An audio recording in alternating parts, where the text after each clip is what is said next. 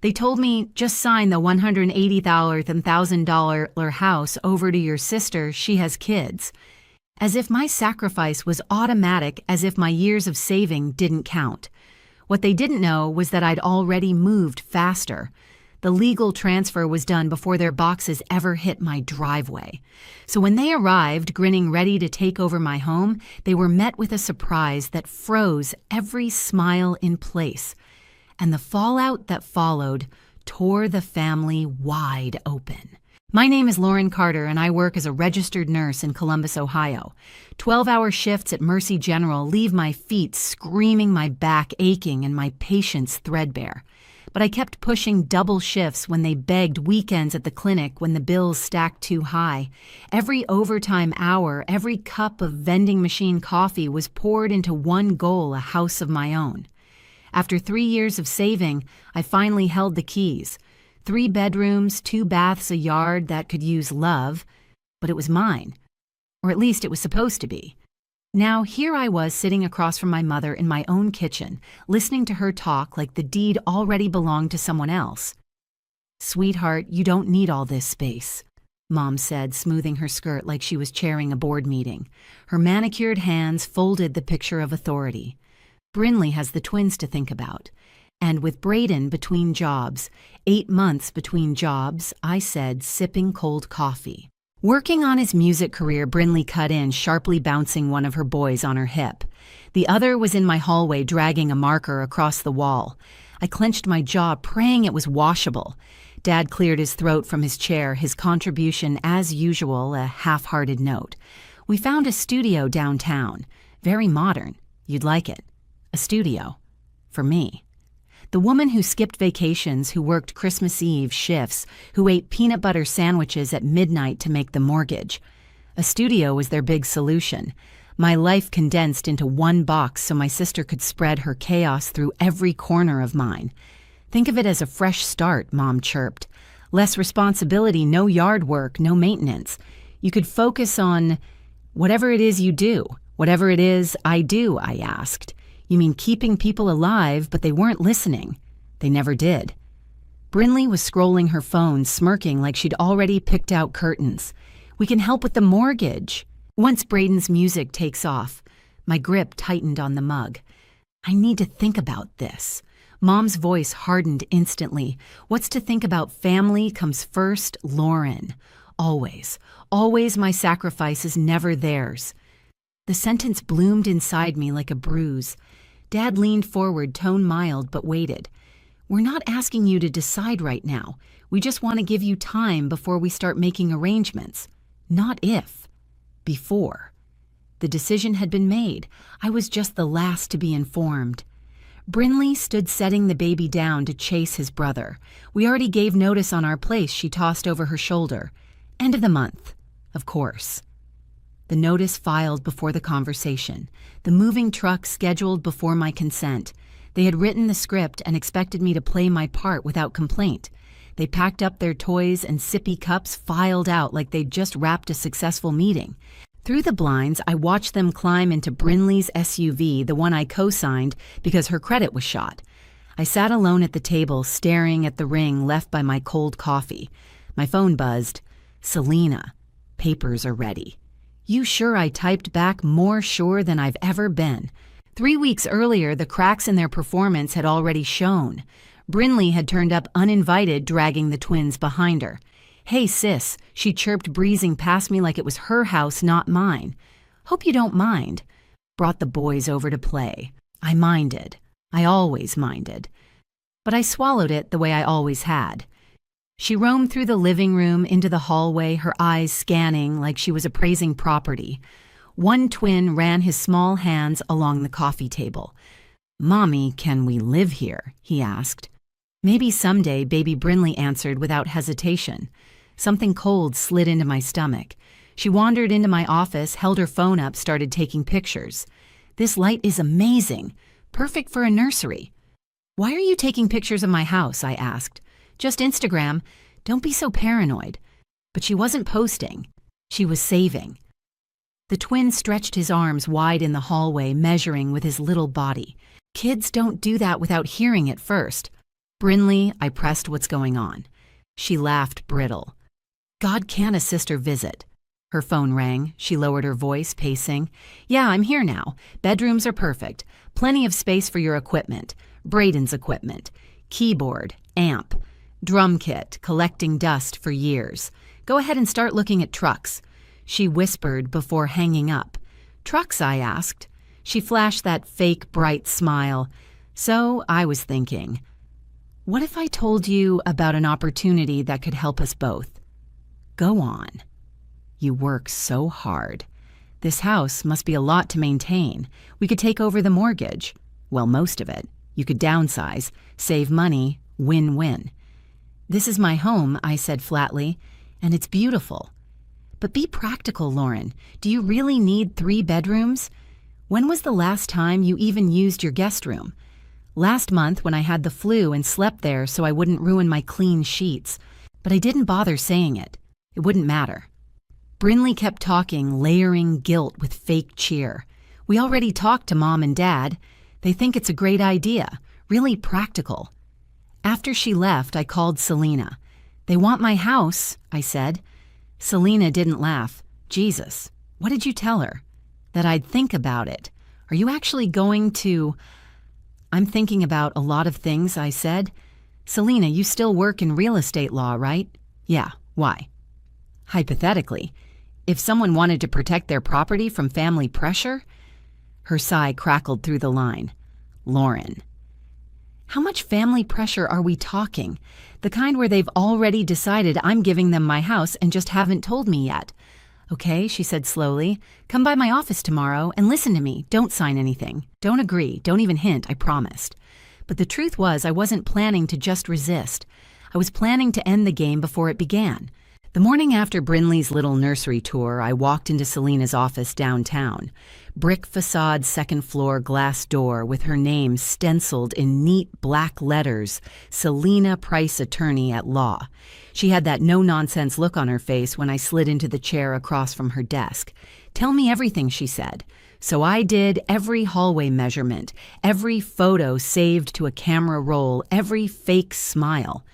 Selena tapped her pen, her dark eyes narrowing the way they always did when she smelled manipulation. They're not asking I finished. They're telling. It's just, they haven't told me yet. Selena leaned back. Then you have 2 options. You can wait for the ambush and fight while you're cornered. Or I set the trap first, I said. She smirked. Exactly. The plan was simple, legal, airtight. Transfer my house into a single-member LLC. Once it wasn't in my personal name, the narrative changed, no longer Lauren's house, but a rental property. Add a tenant with a signed lease, and suddenly even if my family brought realtors or moving trucks, they were up against paperwork, not pleading.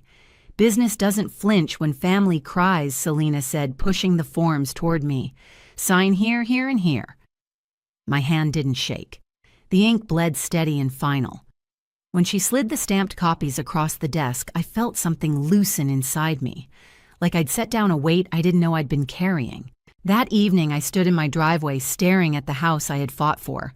3 years of 12-hour shifts, meal prep Sundays, side gigs at the clinic. My hands still smelled faintly of antiseptic wipes and latex gloves. It wasn't a palace, but it was mine, and now it was protected. Still, I needed one more layer. Protection was good. Occupation was better. That's when the name surfaced again, Shiloh Gardner. I met her the next day at a coffee shop near Wright-Patterson Air Force Base in Dayton. I'd suggested the place because it was neutral, busy enough to keep us both comfortable, quiet enough for serious talk. She arrived 5 minutes early, punctual, in a way only military training can ingrain.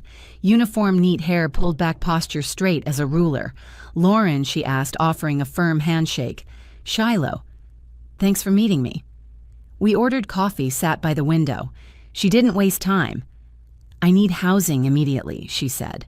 Orders came down fast. 2 kids, 8 and 10. Honor roll. I keep a clean home. I pay early. Minimum 6 months, probably longer. Her directness was refreshing. No sob stories, no bargaining, just facts. I need tenants who respect boundaries, I replied. Shiloh nodded once, That won't be a problem. She wrote a check right there, first month, last month, and deposit. The sound of the page tearing free was the cleanest noise I'd heard all week. When can we move in? She asked. Tomorrow, I said. Her relief was visible but controlled. Thank you, truly. I smiled. No, thank you. That night, I walked through each room like I was saying goodbye to an old version of myself. I replaced the locks, filed the lease in a bright red folder, labeled and time-stamped. Everything by the book. At 6:41 a.m. the next morning, my phone buzzed. Brinley, we'll be over with the truck around 10. So excited to start our new life in our new home. Can you Venmo the deposit? Braden found a great deal. Exclamation marks like daggers. I stared at the screen and said nothing. Silence, I'd learned, could be sharper than any blade. By 10 o'clock, Shiloh and her kids were hauling boxes into the living room. They worked like a team, polite and methodical. The kids lined their things neatly against the wall. No crayons on my furniture, no juice boxes tipped onto the carpet. It struck me how little they took up space compared to my own family. This is perfect, Shiloh said, surveying the room. Thank you for trusting us.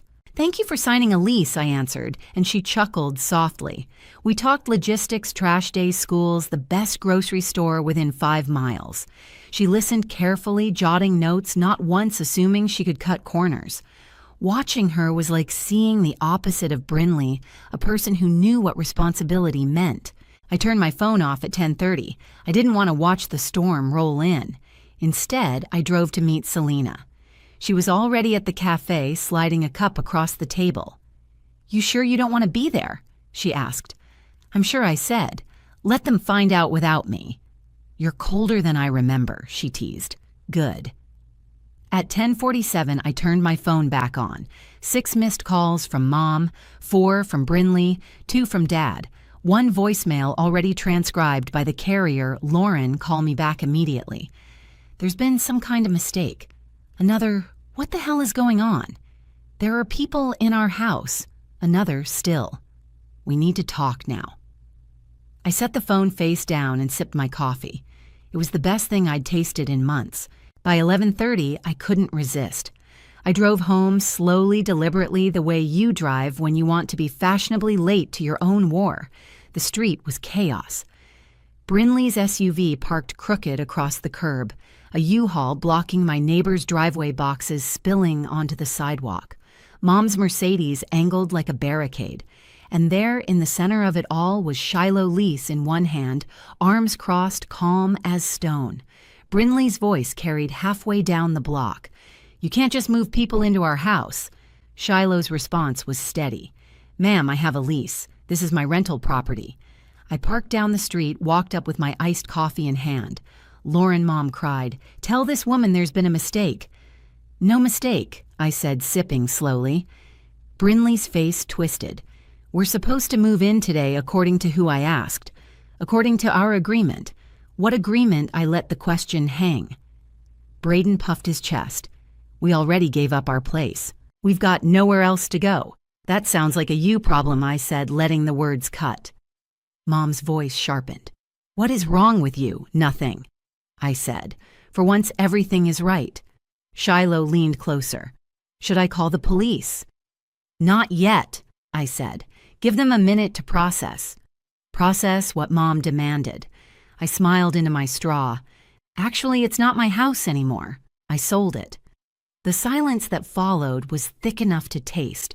The silence after my words, it's not my house anymore. I sold it, was like a clean blade through chaos. Even the twins stopped fussing. My mother blinked at me as if I'd spoken in another language. You? What Dad asked. Finally, his voice hoarse. I sold it, I repeated, calm. To an LLC, it's not mine anymore. Mom's eyes widened.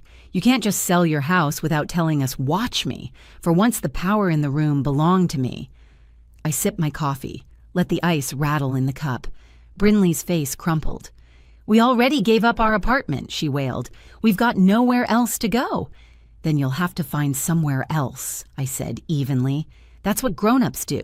They plan their lives. They don't plan mine for me. Braden stepped forward, tattoos flexing like that made him taller. This is was. Up, Lauren. We counted on this. Counting on something doesn't make it yours, I snapped. You never asked, you just assumed. That's the difference. Shiloh's voice cut in, firm and steady. Ma'am, should I call the police now? Go ahead, I told her. Brinley shrieked. You're really going to let strangers throw out your own family? Not strangers, I said, nodding at Shiloh. Tenants, with a lease. That's what makes it different. They belong here. You don't. The police arrived faster than I expected. 2 patrol cars pulling up, lights flashing, but no sirens. Neighbors peeked through curtains, curious eyes behind glass. The first officer approached, calm but alert. We got a call about trespassing. Yes, Shiloh said immediately, stepping forward, lease in hand. These people are on my rental property, refusing to leave. It's not her rental property, Brinley shouted. It's our house. The officer turned to me. Ma'am, do you live here? I shook my head. No, I used to. I sold it to an LLC. Ms. Gardner has a valid lease. Can I see it? Shiloh handed over the folder. The officer flipped through it, nodding slightly. Looks in order. He turned back to my family. Folks, you need to leave. This is private property. Family disputes don't give you the right to trespass. My mother gasped. She's our daughter. You can't just... I understand, the officer said gently but firmly, but the law is clear. You don't have permission to be here. Brinley gestured wildly at the U-Haul. What about our stuff? Where are we supposed to go? That's your responsibility, the officer replied. You'll need to take it elsewhere. I let the words land like stones. Maybe you should have thought of that before giving up your apartment, I added. Brinley's lip trembled. You're heartless. No, I said. I'm done being your safety net. The officers stood by while my family began reloading the boxes they'd so confidently unloaded earlier. Braden muttered curses under his breath, every other word an obscenity. Language. Shiloh said sharply, nodding at her kids peeking from the doorway. Her tone carried more authority than his bluster ever would. Braden glared at her. Don't tell me what to. She straightened, still calm. You're on my property. You don't like my rules. Leave faster. Even the officer smirked at that. Mom busied herself directing the packing, her jaw tight, her pride bleeding through every movement. Dad kept his head down, carrying boxes in silence, as if by avoiding eye contact, he could avoid responsibility. 20 minutes later, the U-Haul's door slammed shut. My parents' cars idled in the street engines, humming like muted anger. Brinley stood in front of me, mascara-streaked arms crossed like she was the injured party. I can't believe you'd do this to your own sister, she spat. I can't believe you thought you could take my house, I replied coldly. We weren't taking it, we were sharing. Like family. Sharing without asking is taking, I said. You don't get to rename theft and call it love. Her face twisted, but she had no comeback. The officers waited until the last box was packed before giving a final nod. All right, folks, time to clear out. My family reluctantly climbed into their vehicles. Braden flipped me off from the passenger seat of Brinley's SUV, childish to the end. Mom rolled down her window, calling out, "This isn't over, Lauren. Family is forever," I met her eyes. "Respect is forever, too. Pity you never learned that." Her lips pressed tight. Then the Mercedes rolled away. Silence settled over the block. Shiloh stepped closer, lowering her phone. "That was intense," she said. "Sorry you had to see it." "Don't be. I've seen worse." She studied me a moment. "You okay?" I exhaled for real this time. Perfect. And for once, I meant it. The fallout came fast. By the time I got home from work the next night, I had 20 voicemails and nearly 50 texts. "Mom, Lauren, we need to sit down and fix this mess. Your sister is devastated. Dad." "This has gone too far. Call me back. Brinley." "The twins keep asking why Aunt Lauren doesn't love them anymore. Hope you're happy. Braden." "You're a selfish. Say, karma's coming for you. Delete, delete, delete." I didn't owe them my ears anymore. Selena texted, "Do not engage. Let the silence work for you." She was right. Silence has weight. It forces people to hear themselves. But the campaign didn't stop there. Brinley took it to Facebook, posting dramatic photos of the twins looking sad on a couch. "Please keep my family in your prayers during this difficult time. My sister chose money over family, leaving us homeless. The boys don't understand why Aunt Lauren doesn't love them anymore." The comments piled up. "So sorry, hun. Those poor babies. Family is everything." I screenshotted everything and closed the app. It stung, of course, but mostly it felt familiar.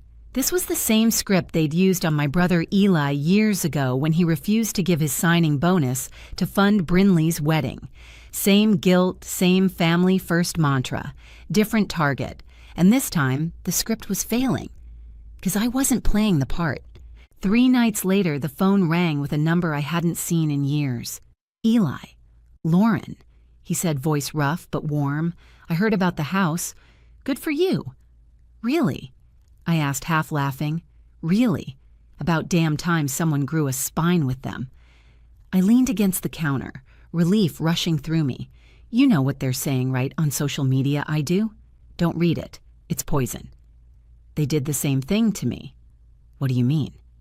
He told me everything, how Mom had demanded he hand over $25,000 for Brinley's wedding, how the relatives called him selfish, how he walked away and never came back. They use guilt as currency, he said, and the moment you stop accepting it, you're free. His words hit like oxygen in my lungs.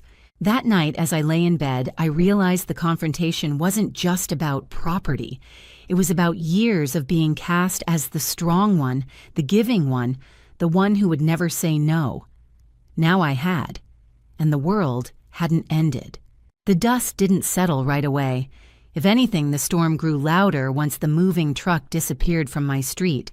My phone became a weapon against my peace calls every hour, texts piling faster than I could delete them. Mom begging, Dad warning, Brinley crying, Braden threatening. I let them all go to voicemail. Silence was my new armor. By Friday night, I had 23 missed calls and 47 unread texts. I deleted every single one without opening them.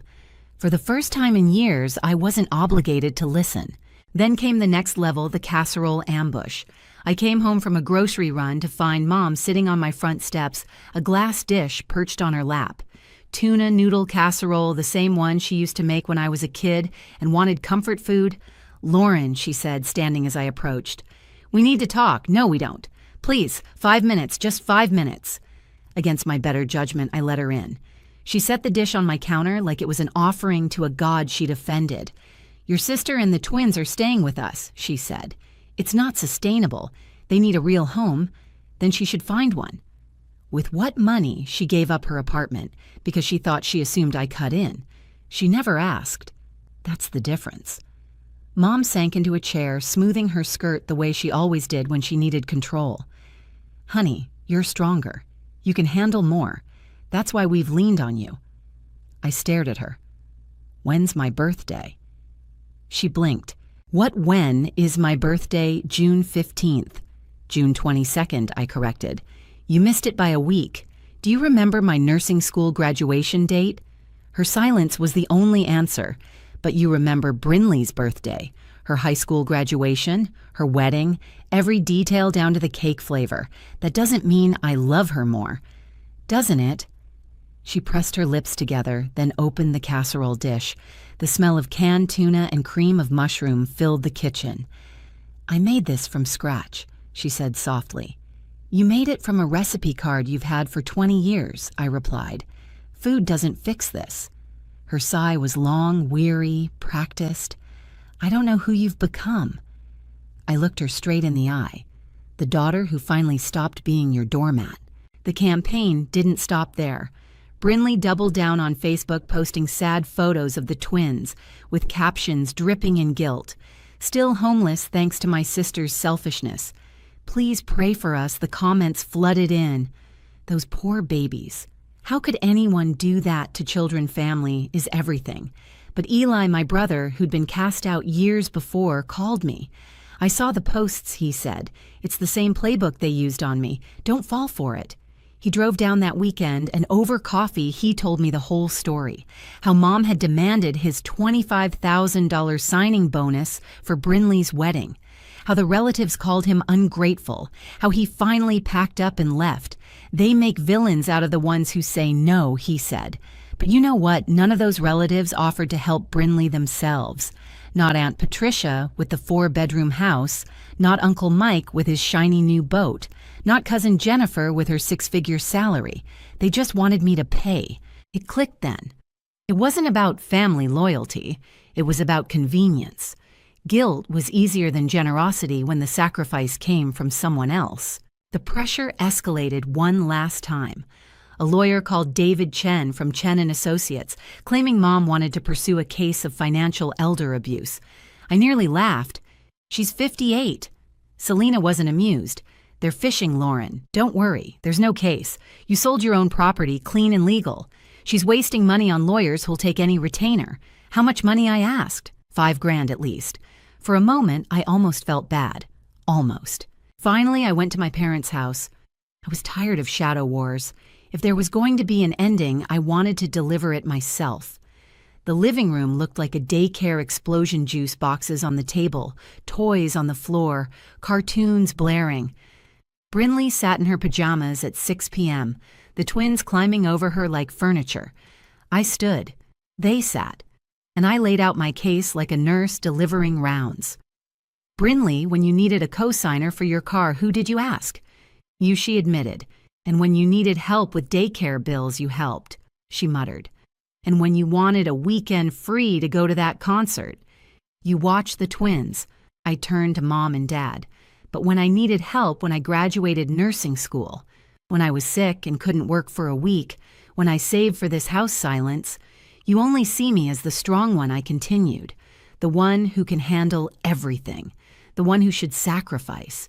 But you never stop to ask what I need. That's not true, Mom said weakly. Prove it.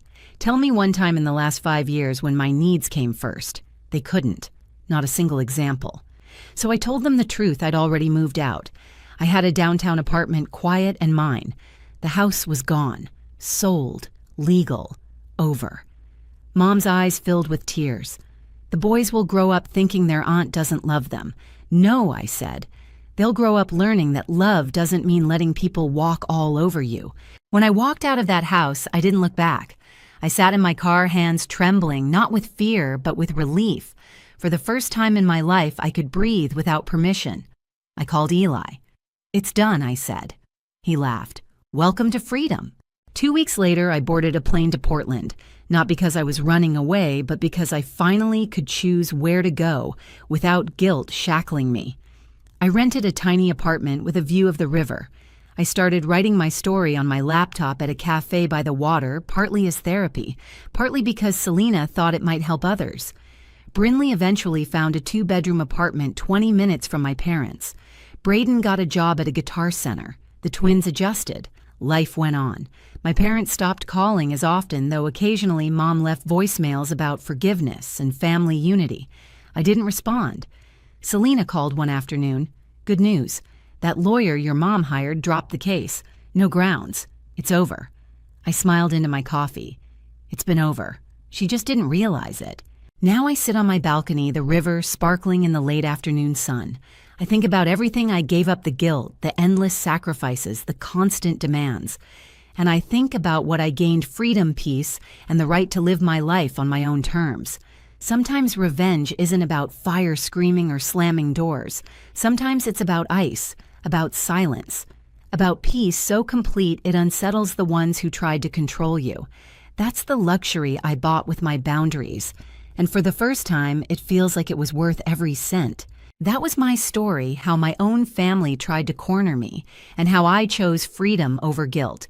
Maybe you've lived through something similar. Maybe you're in the middle of it right now. I want to hear from you. What would you have done if you were in my place? Drop your thoughts in the comments. And if this story hit home for you, don't forget to like this video and subscribe. We share stories every week about standing up, breaking free, and finding peace even when it comes at a cost. Trust me, you don't want to miss the next one.